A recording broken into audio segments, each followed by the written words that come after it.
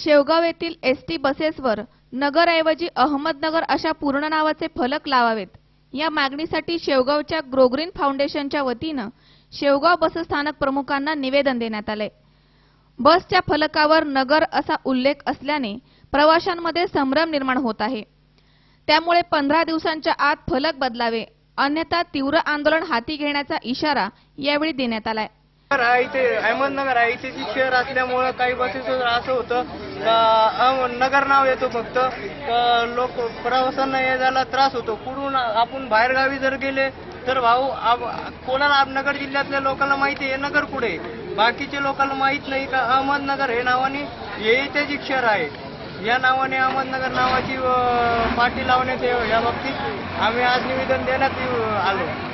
आग्रा महामंडळ एसटी महामंडळाच्या आग्रामध्ये आम्ही आज आमचे सर्व मुस्लिम समाजाचे कार्यकर्ते येऊन आज आम्ही इथं निवेदन दिलं असून अहमदनगर शहराची एक मोठी ओळख आहे आणि अहमदनगर शहरातील एसटी महामंडळातून फक्त नगर हा बोर्ड वापरला जातो। अहमदनगर हा शब्द वापरण्यात यावा अशी आम्ही एसटी महामंडळ अधिकाऱ्याची मागणी केली आहे। त्या अधिकारी साहेबांनी सांगितलं की आम्ही 8 दिवसात अहमदनगर हा उल्लेख करणार आहोत, परंतु अहमदनगर नगर हा उल्लेख केल्यामुळे पर जिल्ह्यातून आलेल्या लोकांना नागरिकांना माहीत नसतं की अहमदनगर हा शहर कुठे आहे, तिथे फक्त नगर हा शहर केला आहे। त्याच्यामुळे अहमदनगरचा उल्लेख अहमदनगरच करण्यात यावा।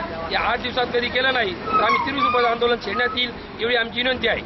यावेळी ईशान पठाण, अलीम शेख, उमेर खान, शेहबाज कासी यांच्यासह ग्रोग्रीन फाउंडेशनचे सदस्य मोठ्या संख्येने उपस्थित होते। सी 24 ताससाठी संदीप देहाड्राय सह अलीम शेख, शेवगाव।